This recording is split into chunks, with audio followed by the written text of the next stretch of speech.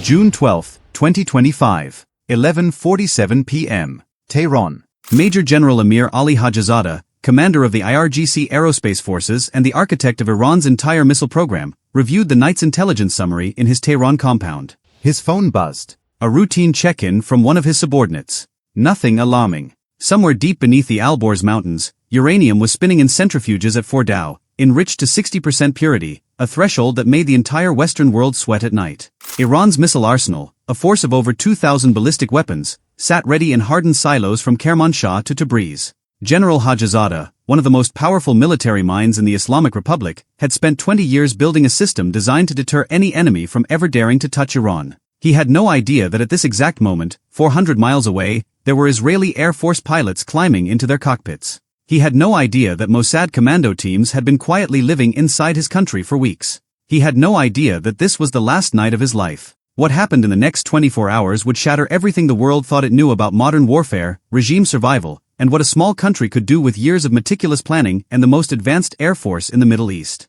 This is a minute-by-minute breakdown of the first 24 hours of Iran's war. If you want to understand the most consequential military operation of the 21st century, hit subscribe right now. Every week we break down history's most dramatic battles with the detail they actually deserve. Hit that button. Let's go. To understand what happened on June 13, 2025, you have to understand the deception that preceded it by exactly 12 hours. On the evening of June 12, Israeli Defense Forces Chief of Staff Lieutenant General Eyal Zamir attended what looked like a perfectly ordinary public dinner in Tel Aviv. Cameras caught him. Reporters noted his attendance. He smiled. He shook hands. He projected the calm of a man with absolutely nothing on his mind. What nobody in that room could have known was that Zamir had spent the previous weeks conducting the most tightly compartmentalized operational briefings in Israeli military history. The dinner was theater. A deliberate, calculated act of misdirection designed to send one message to Iranian intelligence: nothing is happening tonight. Iranian radar operators were not on heightened alert. Iranian generals had not been dispersed to secondary locations. Iranian missile launchers sat in their normal positions. The Supreme Leadership's protective detail was operating on routine protocols. The Islamic Republic had studied American and Israeli military patterns for decades, building its entire doctrine, what strategists called the mosaic defense, around surviving a first strike by dispersing command, decentralizing control, and overwhelming any attacker with sheer volume of retaliation. The mosaic defense had one fatal flaw. It assumed you would see the attack coming. Just after midnight on June 13, 2025, something strange began happening at select locations deep inside Iran. Not explosions. Not aircraft. Something quieter. More precise. Mossad teams that had been operating covertly inside the country for weeks, building a network that intelligence analysts would later describe as one of the most audacious espionage operations in modern history, activated. Loitering munitions, pre-positioned on Iranian soil, began their final targeting sequences. Drones manufactured and hidden inside Iran itself, not flown in from Israel, spun their rotors to life. Air defense radar stations in western Iran began experiencing inexplicable malfunctions. The Israelis were not shooting arrows yet. They were killing the archers. By the time the first Israeli F-35I broke the Iranian border at altitude, over 40 surface-to-air missile systems had already been neutralized or blinded. The radar operators who were supposed to see them coming were already dead or sitting in front of dark screens that refused to tell them anything useful. 8:10 a.m., Tehran local time, June 13, 2025. The city was fully awake. Morning prayers had ended. Traffic clogged the highways. In a residential compound in northern Tehran, an explosion erupted without warning. Then another. Then another, across a different district entirely. Then Tabriz shook. Then Isfahan. Then Qom. Then Kermanshah. Then Karaj. In the space of a single morning, over 200 Israeli combat aircraft, F-35Is, F-15Is and F-16 is flying in coordinated multi-wave formations, struck more than 100 targets simultaneously across Iran. Let that number sink in. 200 jets. 100 targets. Simultaneously. Iranian state-linked outlets reported blasts at the Intelligence Ministry in downtown Tehran, the Defense Ministry, the headquarters of the Islamic Revolutionary Guard Corps, the Atomic Energy Organization of Iran. Khamenei's own office building on Pasteur Street took a direct hit. The Parchin military complex, Iran's most sensitive weapons research site, was rocked by explosions that shook buildings 3 miles away. The Kermanshah missile base, home to some of Iran's most advanced ballistic missile launchers, was struck so comprehensively that satellite imagery released the following day showed the entire complex reduced to a field of craters. But here is what was happening that nobody in Tehran could piece together in real time. While the city burned in a dozen different places at once, 3 of Iran's top 4 military commanders were being killed in precision strikes separated by only minutes. Major General Hossein Salami, Commander-in-Chief of the entire IRGC, dead. Major General Mohammad Bagheri, Chief of the General Staff of Iran's Armed Forces, dead. Major General Amir Ali Hajizadeh, the man who built Iran's missile program, the architect of its aerospace strategy, the officer Tehran considered its most irreplaceable military mind,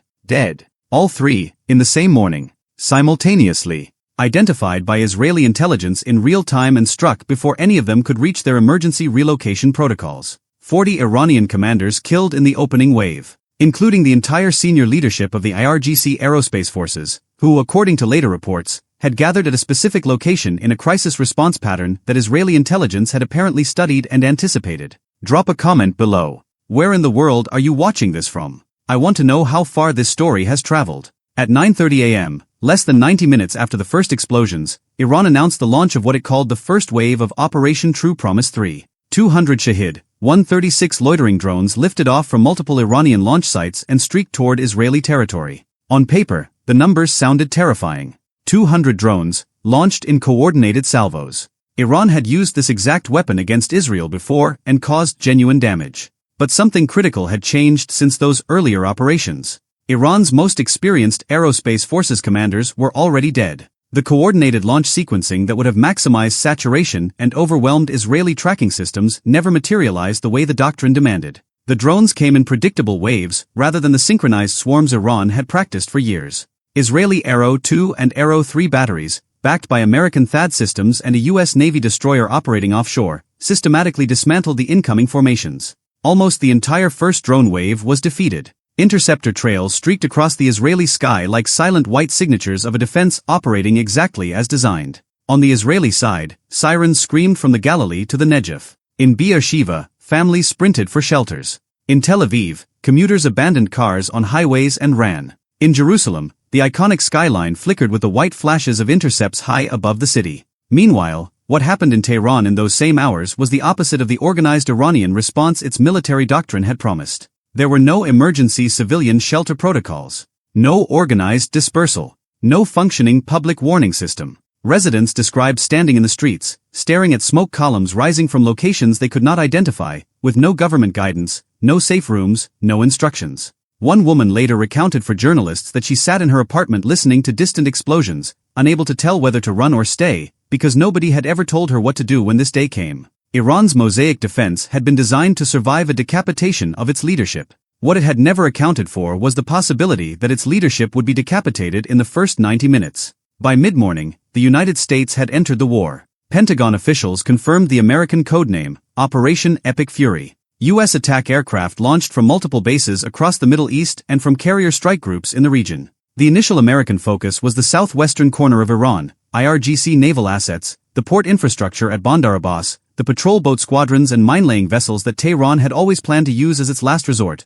choking the Strait of Hormuz and turning off the global oil supply. The Americans moved to take that card off the table within the first hours. Smoke rose from Bandar Abbas by early afternoon. Simultaneously, Iran launched ballistic missiles at 4 American bases across the Gulf region. Al Udeid Air Base in Qatar, Al Salem in Kuwait, Al Dhafra in the UAE, the U.S. Navy's 5th Fleet headquarters at Jufair in Bahrain. Sirens activated across Bahrain. The U.S. Embassy in Qatar issued shelter-in-place orders. The UAE partially closed its airspace. Abu Dhabi residents heard explosions. For several hours, the entire Gulf region teetered on a knife's edge, with the 2 most powerful militaries in the world trading direct fire across a theater spanning 1,000 miles in every direction. The Houthis of Yemen announced they were resuming attacks on Red Sea shipping. Iraqi Shia militias went on alert. For a brief, terrifying window, it appeared the entire Middle East was about to become a single, synchronized battlefield. Pause right here and let that land. Within 12 hours of the first explosion in Tehran, Iran had fired on American military bases in 4 separate countries. The United States had struck Iran directly. A dozen nations were on emergency military footing. And the day was not even half over. What time is it where you are right now? Drop it in the comments. I want to feel how many time zones are locked into this story tonight. The critical moment that defined the entire war's trajectory came just before noon on June 13, when Israeli and American intelligence assessments converged on a single, catastrophic discovery. Iran had not dispersed its ballistic missile stockpile. When the Mosaic defense doctrine was written, it assumed Iranian commanders would have hours, maybe days, of warning before a strike. The leadership would disperse. The launchers would scatter. The missiles would hide. But the leadership was dead before they could give the order. The dispersal protocols required someone with authority to execute them. No one with that authority was alive and reachable. The missiles sat in their warehouses and launch sites where they had always sat. And the Israeli Air Force, operating with near-total freedom in Iranian airspace after destroying 40 air defense systems before sunrise,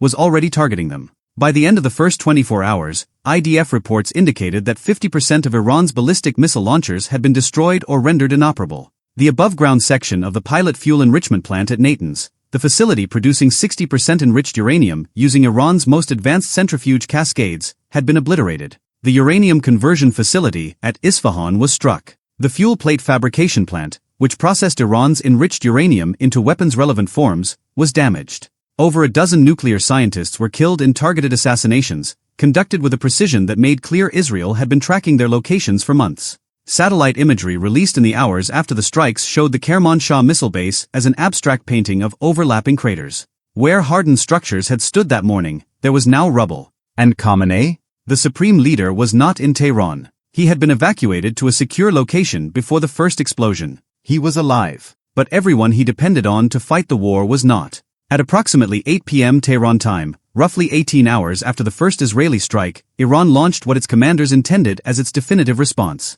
2 waves of ballistic missiles, approximately 100 in the first salvo followed by additional smaller launches, the largest Iranian ballistic missile attack on Israel in the entire conflict's history to that point. Shahab 3s. Ghadr variants. Ahmad missiles arcing through the upper atmosphere toward Jerusalem, Tel Aviv, and Haifa. The night sky over Israel turned into something that looked like a silent fireworks display at the edge of space, as Arrow 3 interceptors engaged targets outside the atmosphere itself, leaving white traces that residents photographed from their balconies. Around 90% of the incoming missiles were intercepted. A dozen penetrated the defense envelope. Buildings were struck. There were casualties. Real ones. The war had drawn blood on both sides in a single day. But Iran had fired its largest prepared salvo and achieved a fraction of the damage its generals had promised. Those generals were dead, and the arsenal they had promised was burning in the ruins of warehouses the Israeli Air Force had spent the afternoon systematically destroying. By the time the sun rose on June 14, Iranian state media was broadcasting defiance. IRGC commanders who had survived vowed a crushing response. They announced activation of the Mosaic defense, the decentralized fallback structure designed to empower local commanders to fight independently without a unified headquarters. It was a doctrine that sounded formidable in military journals. But it had been designed to activate before the command structure was killed, not after. The first 24 hours of Iran's war produced numbers that military historians will study for generations. Over 200 Israeli jets struck over 100 initial targets. By the end of the first day, that number had expanded to over 250. 40-plus Iranian air defense systems were destroyed before most of them ever had the opportunity to fire. 4 of Iran's most senior military commanders were killed before 9 a.m. 50% of its ballistic missile launchers were destroyed or damaged within 24 hours. 3 nuclear facilities were struck. More than a dozen nuclear scientists were killed. Iran fired ballistic missiles at 4 American military bases across 4 different countries. Iran launched approximately 200 drones at Israel, nearly all of which were defeated.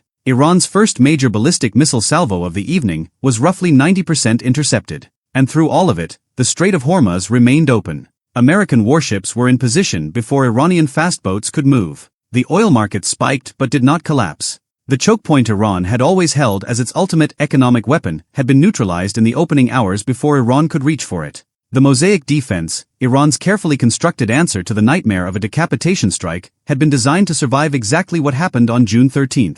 What no doctrine could survive was the combination of intelligence penetration so deep that commanders could be killed simultaneously, combined with operational surprise so total that dispersal protocols never activated, combined with a covert network that had already neutralized the air defenses before the first jet crossed the border. Iran's generals had laughed at Israeli capabilities for years.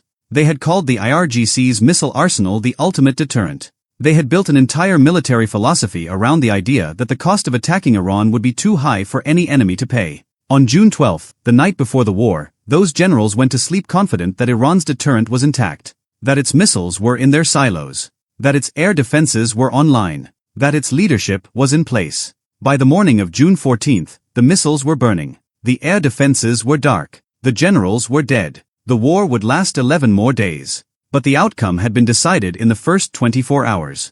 If this breakdown hit different, if you felt the weight of what actually happened in those hours, hit subscribe and leave a comment telling me which moment in this timeline shook you the most. Was it the generals dying before 9 a.m.? The Mossad teams pre-positioned on Iranian soil? The moment Iran fired on 4 American bases in the same morning? Drop your answer below. The discussion in these comments is always the best part. This was the first 24 hours. The next 11 days were even more extraordinary. That breakdown is coming next.